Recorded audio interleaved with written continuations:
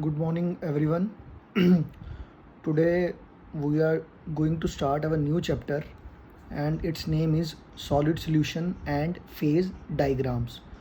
First of all, we will discuss about solid solutions.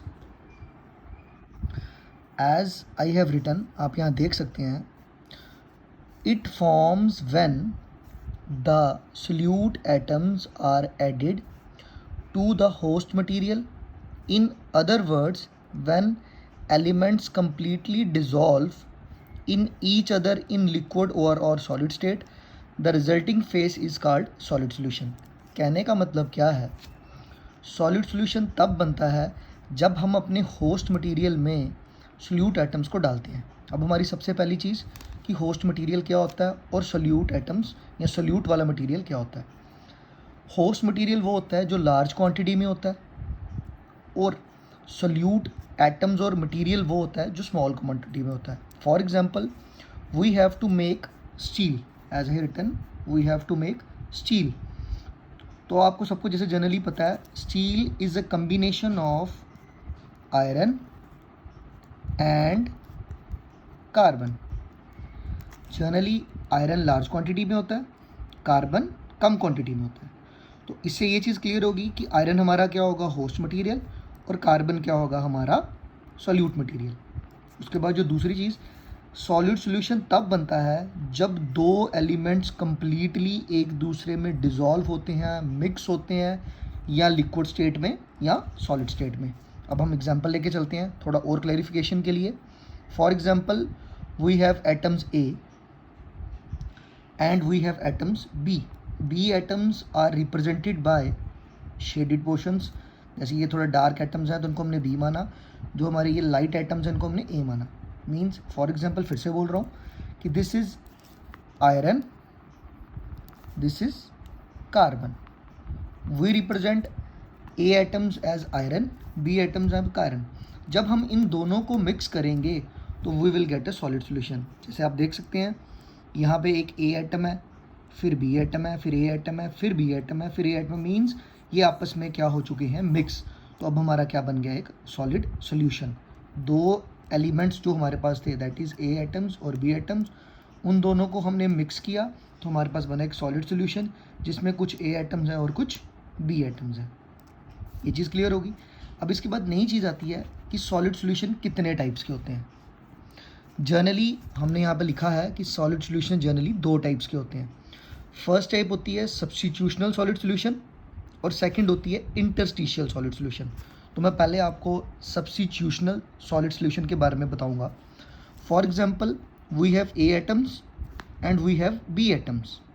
अब क्या होगा, जब हम इन दोनों को मिक्स करेंगे तो क्या होगा, किसी किसी जगह पे ए होगा, किसी किसी जगह पे बी होगा. मीन्स जहाँ पे पहले ए था वो वहाँ से जा चुका है और वहाँ पे क्या आ गया हुआ है, बी. मीन्स उसका सब्स्टिट्यूट, उसकी जगह पे ए की जगह पे अब क्या आ गया, बी. ए जा चुका है और उसकी जगह पे क्या आ गया, बी.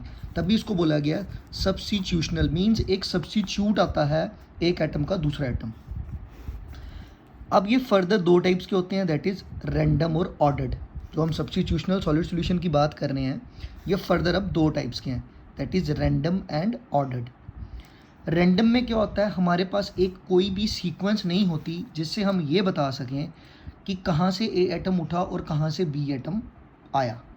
कहने का मतलब, हमारे पास ये चीज़ नहीं क्लैरिफिकेशन होती कि हम बता पाएँ कि कौन सी जगह से ए एटम उठेगा और कौन सी जगह पे ए एटम की जगह बी एटम आएगा. जैसे कि कहने का मतलब, यहाँ पे देखिए, जैसे फर्स्ट ए है, फिर बी है, फिर ए फिर बी.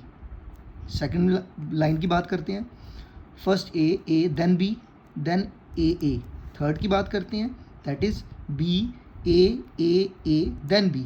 मीन्स हमारे पास कोई एक ऑर्डर नहीं है जिससे हम ये बता सके कि अगली अगर हम एक और लाइन बनाते हैं, पहला कौन सा आइटम आएगा, दूसरा कौन सा आएगा, तीसरा कौन सा आएगा, चौथा कौन सा आएगा और पांचवा कौन सा आएगा.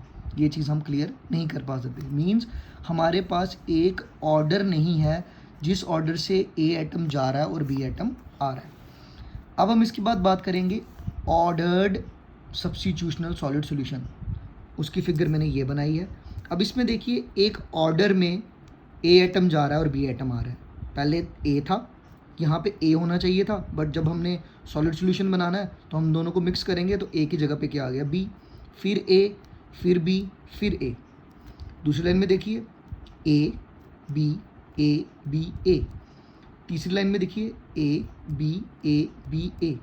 अगर हम एक और लाइन बनाना चाहते हैं तो हम बना सकते हैं। पहले हम बनाएंगे ए, फिर हम बनाएंगे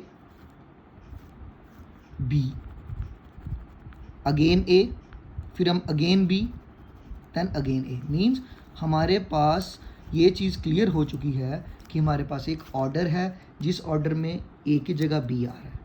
this is known as ordered substitutional solid solution. इसके बाद जो हमारा सेकंड टाइप है सॉलिड सॉल्यूशन की है वो है इंटरस्टिशियल सॉलिड सॉल्यूशन।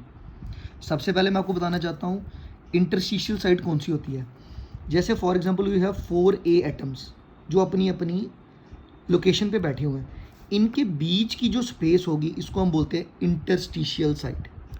इन 4 एटम्स के बीच की जो स्पेस है इसको हम बोलते हैं इंटरस्टिशियल साइड। जनरली क्या होता है इंटरस्टिशियल सॉलिड सॉल्यूशन में, क्या होता है जो हमारा सोल्यूट एटम होता है वो जनरली कौन सी जगह पे जाता है, इंटरस्टिशियल साइड्स पे। जैसे हम देख सकते हैं ये इंटरस्टिशियल साइड पे सोल्यूट एटम है, यहाँ भी इंटरस्टिशियल